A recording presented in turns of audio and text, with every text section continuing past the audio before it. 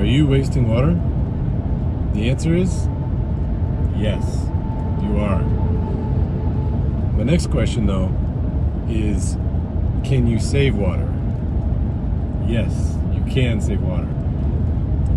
Or I'm going to offer just a few tips on how you can save water in your landscape when it comes to trees, shrubs, lawns, sprinkler systems, and maybe a few other things in there.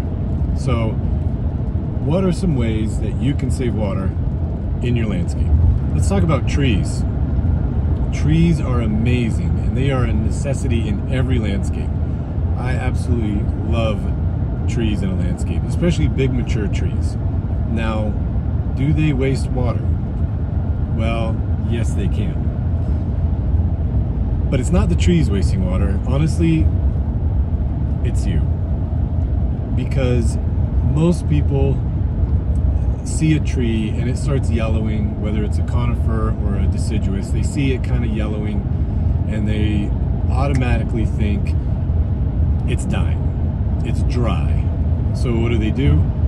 Dump water on it, tons of water on it. And sadly, that may or may not be the answer.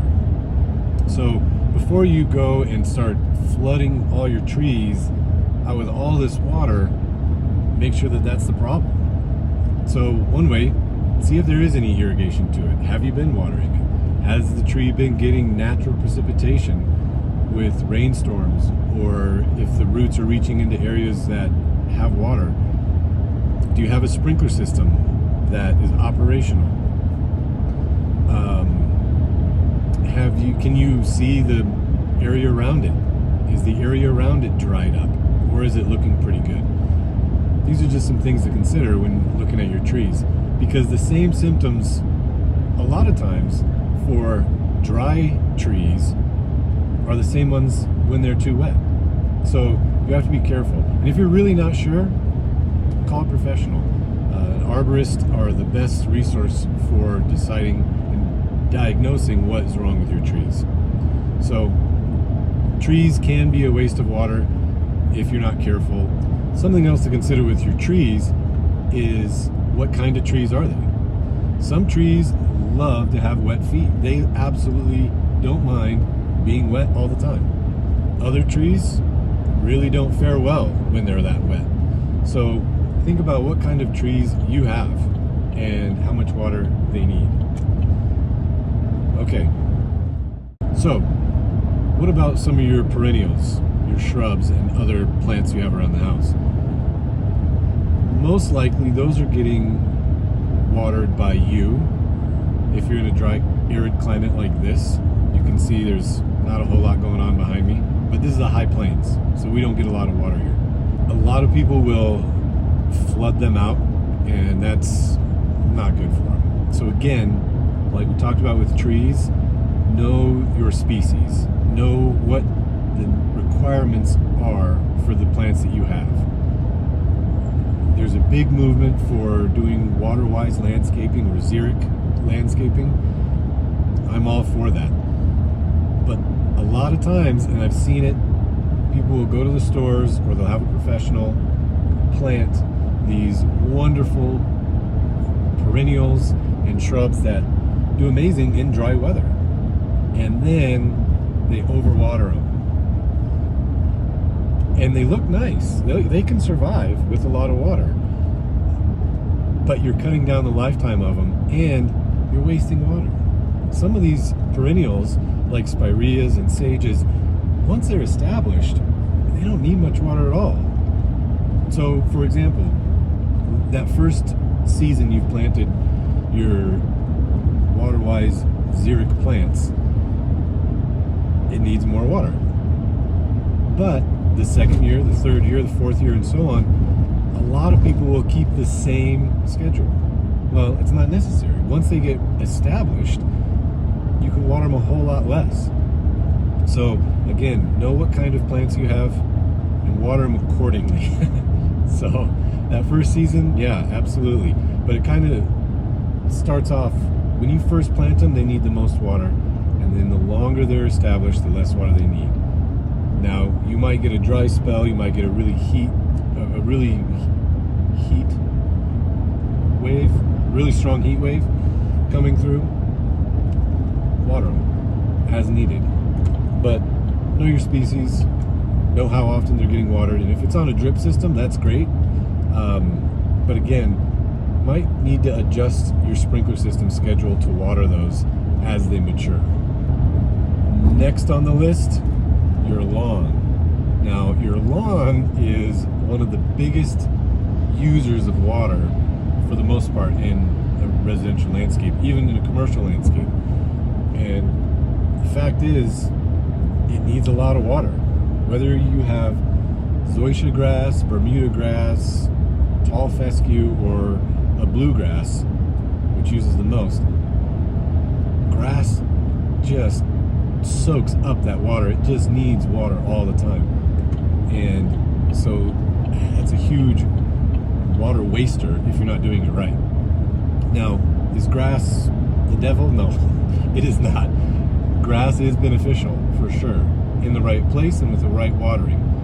And we'll talk about more in a different video about watering your lawn and how much it needs and how to best water it. So we'll talk about that in another video. But real quick tips on that. What kind of grass do you have? Same thing, like when you have trees and perennials, shrubs, what kind are they? What's their water requirements? You need to know this, because if you have a Bermuda grass or a fescue grass or a bluegrass, they all have different requirements.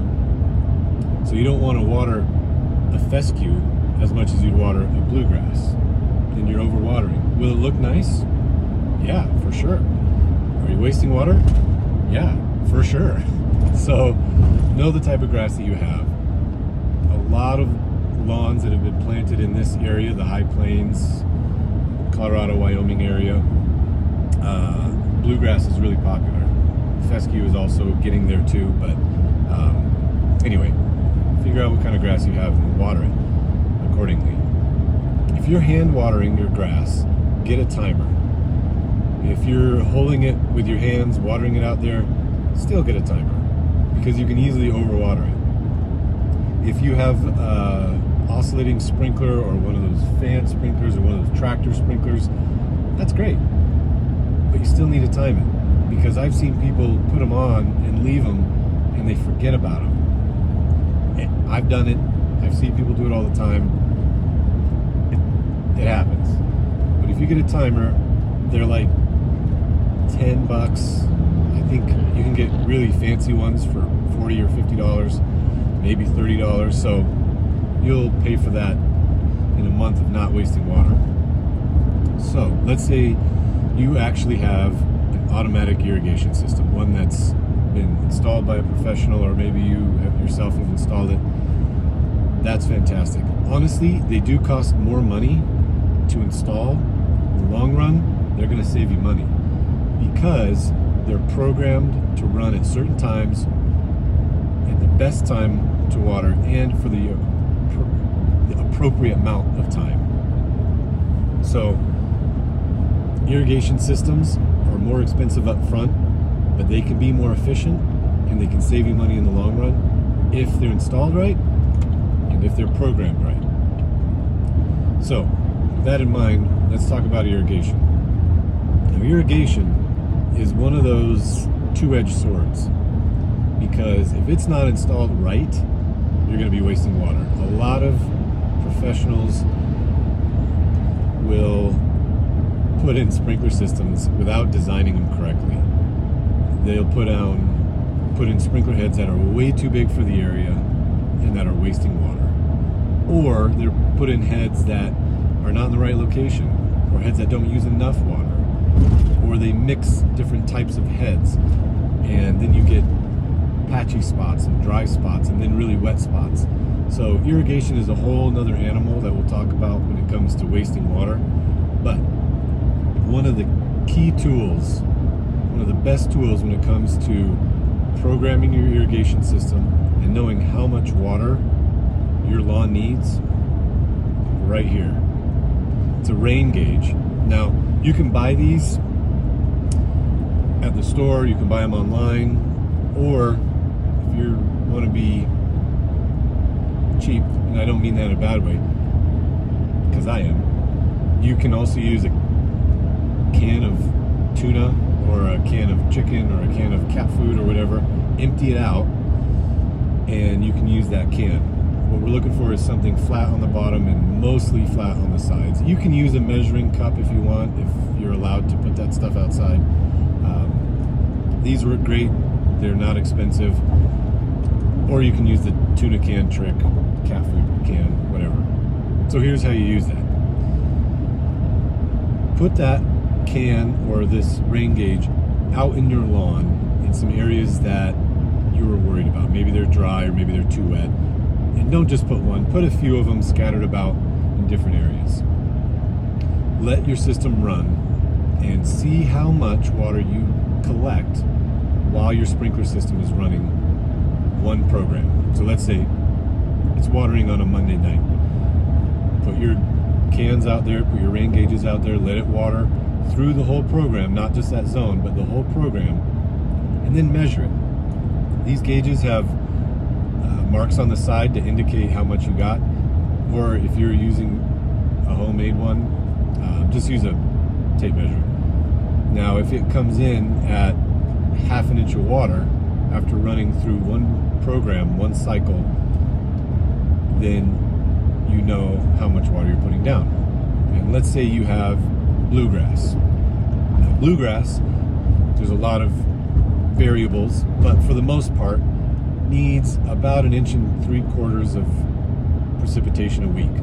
Depending on the area, you might need 2 inches. Some areas you might need 1.5 inches, but let's go middle of the road. So 1.75 inches, 1.75 inches of water per week for healthy bluegrass. It's a lot of water. So that's almost filling up this cup in a week. Considering that a lot of areas in the high plains don't get that much naturally, you have to water that much. So let's just say you get half an inch of water every time your sprinkler system runs. So if you have your sprinkler system run 3 days a week and you get half an inch each time, that means your lawn is only getting 1.5 inches of water every single week. If you get additional rain, great. But you might need to adjust your sprinkler system timing up or down a little bit to make sure you're getting that amount of water. And that changes with the type of grass that you have. If you have a tall fescue, you don't need that much. You need less than 1.5 inches. If you have zoysia or Bermuda grass, you need less than that even. So know your type of grass, take your measurements, and then do some math. I know, math stinks, but it's life. So take your measurements. You can figure out how much water you're putting down every time your sprinkler system runs, and then you can figure out how long you need to time it for. So, and adjust it accordingly. The other thing you can do for your irrigation is seasonally adjust it. So on a lot of clocks, you can program this automatically to do it at the beginning of the season, or you can do it by yourself once a month. You can do it every week if you want. And some clocks don't have this feature, so you have to do it yourself, which I would recommend keeping up on that. So let's say, for instance, you start your sprinkler system up April, May. It's also springtime. You get cool nights. There's a little bit of extra precipitation, and you have your pop-up zones programmed for 10 minutes. You have your rotor zones for 30 minutes, and that's at 100%. That's where you've programmed it at. Well, let's say April and May, you don't need that. You can seasonally adjust that. There's usually a dial or a button, or you have to program it manually. You can adjust that down to where you might only need 5 minutes or 7 minutes on a pop-up, or maybe 15 or 20 minutes on a rotor zone, depending on what you measure. So April, May, you might have it at maybe 5 minutes to 15 minutes, respectively, pop-ups and rotors. But June comes along, it's starting to get a lot hotter, temperatures are rising, bump that up a little bit more. Now you're at maybe 8 minutes or 10 minutes for a pop-up zone and 25 minutes for a rotor zone. Then August comes, gets even hotter, gets even drier, adjust it accordingly. And then again, September kind of levels off, cool nights, you can lower it back down. October, lower it back down even more, and that's when you usually start blowing sprinkler systems out to winterize them so you don't freeze, at least in this area. But in your area it might be different. You might not have to winterize it. You might be able to water year round, but you still need to seasonally adjust it because there are wetter months. You have your monsoon seasons, you have your dry seasons, so adjust it accordingly. It doesn't take that long. It might take you 5 minutes or less, but it's going to save you a ton of water by doing it that way. So I would highly recommend, if you don't want to waste water, seasonally adjust your sprinkler system to the needs of your grass, and that will also include whatever else you have hooked up to your irrigation system, your trees, shrubs, perennials, gardens, whatever, because everything's affected by the temperature. So that's something to be aware of. Some other ways you're wasting water is not fixing breaks, not paying attention to your sprinkler system. You might see wet spots and think that's okay, it's maybe puddling from rain. Be proactive on it. Go out there and kind of investigate. See if it's really wet. Is the ground soft? Is it kind of pillowy? Because it happens. Look for breaks, and sometimes professionals will miss it because they're out there, you're being charged by the hour, and they've got a lot of stuff to do, so they go out there, they run through your sprinkler system, make some adjustments, make some repairs, and they miss something. It happens to all of us. So it's kind of on you to be observant of your lawn, your landscape, your sprinkler system. So spend time out there. It's not a bad place to be. It's your landscape. It's your yard. So go out there and observe it, maybe while the sprinkler system is running, maybe right after it's shut off. Take a look. You might have leaks. They might not be that big, but they could be wasting a lot of water. So I guess the takeaways of this would be, if you want to save water, be observant, pay attention to your landscape. Look at what's going on with your trees, your lawn, your gardens, your flowers, perennials. See what's working and what's not. Secondly, if you have a sprinkler system, watch the timing. If you have the option of seasonal adjust, do that. So if you adjust your sprinkler system throughout the season, you're going to save a ton of water. The third takeaway is get a rain gauge or a can of tuna or cat food or whatever. Measure how much water is being put down so you know how much you're using and adjust accordingly. I hope this helps. I hope you save some water. There's just a few ways of saving water in your landscaping.